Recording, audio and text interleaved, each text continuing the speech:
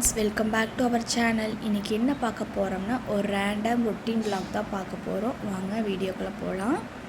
அன்றைக்கி அம்மா வீட்டுக்கு போகிறதா ஒரு பிளான் இருந்துச்சு. சரி, ஓகே, அதனால் அம்மாவே நான் டிஃபன் செஞ்சு வச்சிட்றேன், நீங்கள் எதுவும் பண்ண வேணாம்னு சொன்னாங்காட்டி சரி நம்ம இவனை மட்டும் குளிக்க வச்சுட்டு போயிடலாம் அப்படின்னு சொல்லிட்டு குளிக்க வைக்க தான் அன்றைக்கி ரெடி பண்ணிகிட்டு இருந்தேன். இவன் கிட்டத்தட்ட நம்ம வீட்டுக்கு 1 மந்த் ஆச்சு.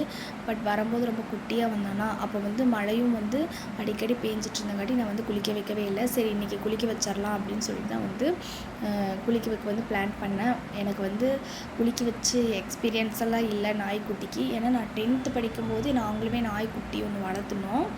ஒரு 5 இயர்ஸாக இருந்துச்சு. நான் காலேஜ் படிக்கும்போது 2nd இயர் படிக்கும்போது அது இறந்துருச்சு.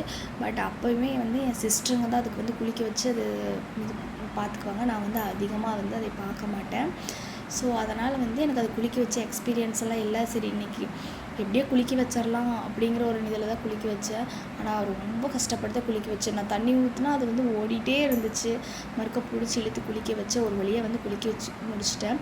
ஆனால் இவனை பார்க்கும்போதெல்லாம் எனக்கு நான் எங்கள் வீட்டில் இருந்த நாய்க்குட்டி தான் எனக்கு ஞாபகத்துக்கு வரும். அவனும் இதே மாதிரி தான் சேம் இப்படியே தான் இருந்தான். அவன் பேர் டாம். ஏன்னா அப்போ அவன் அந்த நாய்க்குட்டி நாங்கள் எடுத்துகிட்டு வரும்போது 3 மூவி ரொம்ப ஃபேமஸ்ஸு. அதனால் அந்த படத்தில் நேமை தான் நான் எங்கள் நாய்க்குட்டிக்கு வச்சுருந்தோம். பட் அவன் ஒரு 5 இயர்ஸ் கழிச்சு இல்லை, இறந்துட்டான். சரி, அதுக்கப்புறம் நாங்கள் எந்த ஒரு நாய்க்குட்டியும் நாங்கள் வாங்கி வளர்த்தலை. ஆனால் அவனுக்கு எனக்கு ஒரே ஒற்றுமை இருக்கும். என்னென்னா எவ்ரி சண்டே எனக்கும் நான்வெஜ் இல்லைன்னா வீட்டில் நான் மூஞ்சி காட்டுவேன். அவனுக்கும் நான்வெஜ் இல்லைன்னா அவனும் கத்திகிட்டே கிடப்பான். சரி, அதனால் எவ்ரி சண்டே எங்கள் 2 பேர்த்துக்காகவாவது எங்கள் அப்பா எப்பயுமே நான்வெஜ் வீட்டில் எடுத்துகிட்டு வந்துடுவார். இது உங்களுக்கு காமெடியாக தெரியலாம், ஆனால் இதுதான் உண்மை. இப்போ பார்த்திங்கன்னா இவனோட பேர் ஷீரோ. ஏன் இந்த பேர் ஷீரோன்னு வந்துச்சுன்னா, நான் எப்படி டாமுக்கு 3 மூவி அந்த கதை சொல்லணும், அதே மாதிரி என் பொண்ணு ஒரு கதை வச்சுருக்கா. இப்போ அவள் சின்சான் ஃபேனு. அதனால் சின்சான் அதிகமாக இப்போ பார்க்க ஆரம்பிச்சிட்டா. ஸோ அதனால் அதில் வர நாய்க்குட்டி பேர் ஷீரோ. அதனால் இதுக்கும் ஷீரோ தான் வைக்கணும் அப்படின்னு சொல்லி வச்சுட்டாங்க. அதுக்கப்புறம் நாங்களுமே வீட்டுக்கு கிளம்பிட்டோம். அம்மா வீடு எங்கள் வீடு பார்த்திங்கன்னா ஒரு 50 மினிட்ஸ் ட்ராவல் தான். 7 கிலோமீட்டர் தான் இருக்கும். அப்படியே அம்மா வீட்டுக்கு ரீச் ஆகிட்டோம். அங்கே போனோடனே சிக்கன் பிரியாணி வச்சுருந்தாங்க. ரொம்ப சூடெல்லாம் இல்லை, ஆறி போய் தான் இருந்துச்சு. ஏன்னா நாங்கள் போனதே ரொம்ப லேட் ஆகிடுச்சு. அதனால் அதையும் சாப்பிட்டுட்டு மதியானத்துக்கு அம்மா மட்டன் எடுத்து வச்சுருந்தாங்க. சரி, அதுக்கான ப்ரிப்ரேஷன்லாம் பண்ணிகிட்டு இருந்தோம். கொஞ்சம் சின்ன வெங்காயம், பூண்டு, இஞ்சி இதெல்லாம் அதுக்கு தேவையானதெல்லாம் எல்லாம் கட் பண்ணி எடுத்து வச்சுட்டோம். இது மட்டன் ரெசிபி நான் தான் செய்ய போகிறேன். சரி, வாங்க எப்படி செய்யலான்னு பார்க்கலாம்.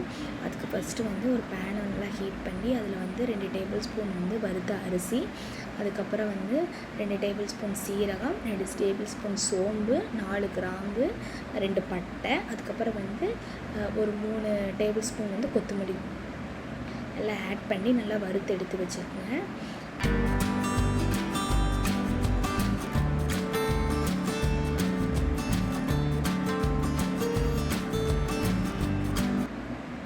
வறுத்து எடுத்து வச்சதுக்கப்புறம் அதே பேனில் 3 டேபிள் ஸ்பூன் ஆயில் ஆட் பண்ணி வெங்காயம், இஞ்சி, பூண்டு இது 3 ஆட் பண்ணி நல்லா வறுத்து எடுத்துக்கலாம்.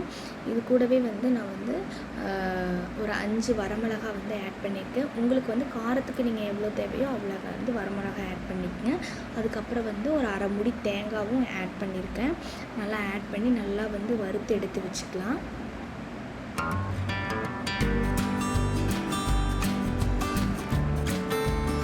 நல்லா வறுத்து எடுத்து வச்சதுக்கப்புறம் இதை ஆறுனதுக்கப்புறம் கிரைண்ட் பண்ணிக்கலாம். அதுக்குள்ளே கொஞ்சம் நொங்கு அம்மா வாங்கிட்டு வந்தாங்களா. சரி, அதையும் சாப்பிட்லான்னு சொல்லிட்டு சாப்பிட்டு அதுக்கப்புறம் நம்ம தாளிக்க ஸ்டார்ட் பண்ணிட்டேன்.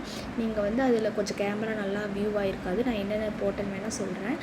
கொஞ்சம் ஆயில் ஆட் பண்ணி, ஒரு டேபிள் ஸ்பூன் கடுகு, கொஞ்சம் கருவேப்பிலை தழை, 2 வரமிளகாய் ஆட் பண்ணதுக்கப்புறம் மட்டன் அதுக்குள்ளே ஆட் பண்ணி கொஞ்சம் உப்பு, மஞ்சத்தூள் 2 ஆட் பண்ணி மட்டன் நல்லா வெந்து வந்ததுக்கப்புறம் நம்ம அரைச்சி வச்சுருந்த மசாலாவை இதுக்குள்ளே ஆட் பண்ணி நல்லா மசாலா கொதித்து பச்சை வாசனை போக வந்ததுக்கப்புறம் நம்மளுக்கு குழம்பு ரெடி ஆயிடும். இப்போ நம்மளுக்கு குழம்பு ரெடி ஆயிடுச்சு.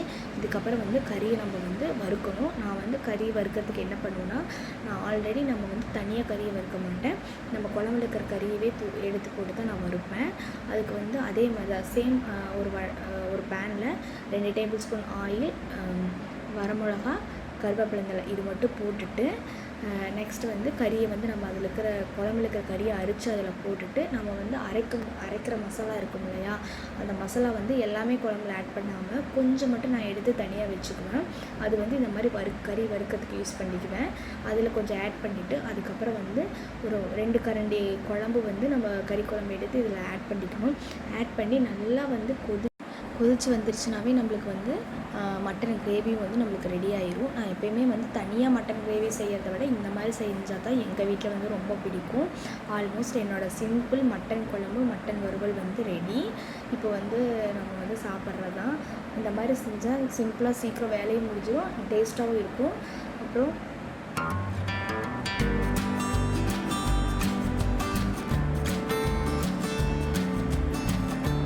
சிம்பிளான ரொம்ப டேஸ்டான மட்டன் கிரேவியும் மட்டன் குழம்பும் ரெடி ஆயிடுச்சு. நாங்களும் வந்து சாப்பிட்டு நல்லா என்ஜாய் பண்ணோம். அப்புறம் வந்து இந்த விலாக் வந்து இதோட வந்து முடியுது. உங்களுக்கு இந்த விலாக் பிடிச்சிருக்குன்னு நம்புகிறேன். பிடிச்சிருந்தா லைக் பண்ணுங்கள், ஷேர் பண்ணுங்கள், கமெண்ட் பண்ணுங்கள். புதுசாக யாராவது நம்ம சேனலை பார்த்தீங்கன்னா ப்ளீஸ் சப்ஸ்கிரைப் பண்ணுங்கள். சப்ஸ்கிரைப் பண்ணிவிட்டு அந்த பக்கத்தில் இருக்கிற பெல் ஐக்கான் வந்து கிளிக் பண்ணுங்கள். நீங்கள் நான் போடுற ஒவ்வொரு வீடியோவும் உங்களுக்கு வந்து நோட்டிஃபிகேஷனில் வரும். Okay, bye.